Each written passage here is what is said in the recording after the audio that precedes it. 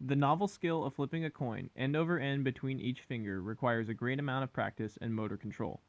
This skill provides the platform to measure the learning process and to determine whether an individual is considered a novice or an expert for the skill. This skill is challenging as a result of trying to move the fingers in a coordinated fashion that doesn't overpower the flipping of the coin. This must happen while moving the coin through the fingers and back with maximal speed and without dropping the coin.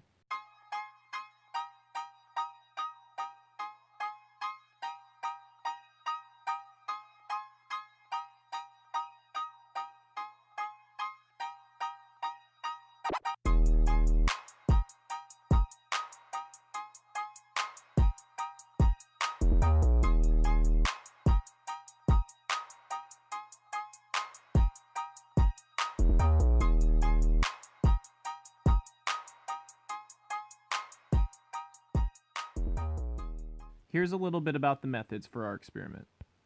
The equipment and materials required are $1/4 and one stopwatch. The procedures for the experiment were as follows. The subjects performed and recorded as many coin flipping trials as they could within 15 minutes using their dominant hand only. Every 3 minutes, a trial was timed and recorded. Following the last timed trial at 15 minutes, the subjects waited 10 minutes and then performed a retention test. After 24 hours passed, the subjects performed their second retention test.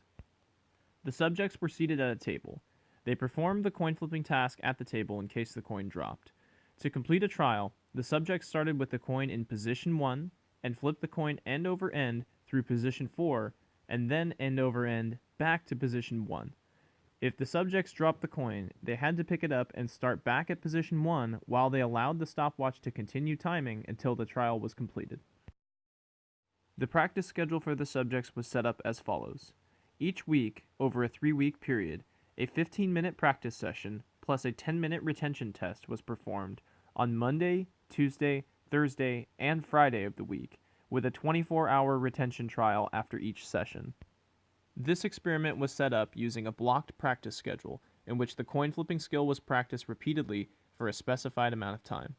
This practice schedule was chosen to enhance the performance of the skill and make it as flawless as possible. This schedule revolved around the idea of rehearsal, in which the subject performed the skill continually to get as many repetitions as they could. Scoring for the trials was on a scale of 1 to 10. An individual was considered a novice if they scored a 1 through 5, an intermediate if they scored a 6 through 9, and an expert if they scored a 10. The scale took into account a combination of time to completion versus number of errors. For example, a subject could score high if they had a relatively low time to completion and a low error count. If the subject paused, it counted as 1 error. A pause was characterized as any point in which the coin stopped motion completely for more than half a second. The results of this experiment yielded a lot of information about the learning process. The experimental data showed that learning occurred in the subjects. This can be seen by graphs 5 and 6, in which they demonstrate an S-shaped performance curve. This shows that the subjects learn slowly at the beginning and end of the experiment, but that their learning during the middle phase accelerated. It is important to note that there is significant differences between the 10-minute retention test and the 24-hour retention test. The difference lies in the fluidity of learning. Graph 5 demonstrates large changes in learning, whereas Graph 6 demonstrates a much more gradual learning process. Graphs 1 through 4, which track the number of errors over the different retention tests, have a negative slope because as the subjects improve in their retention of the skill, their time and number of errors decrease in magnitude.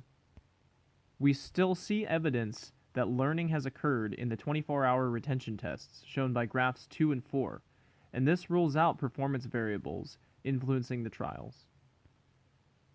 When comparing the slopes of the 10-minute retention test graphs and with those of the 24-hour retention test graphs, it is observed that the slopes are much greater in the 24-hour retention test graphs.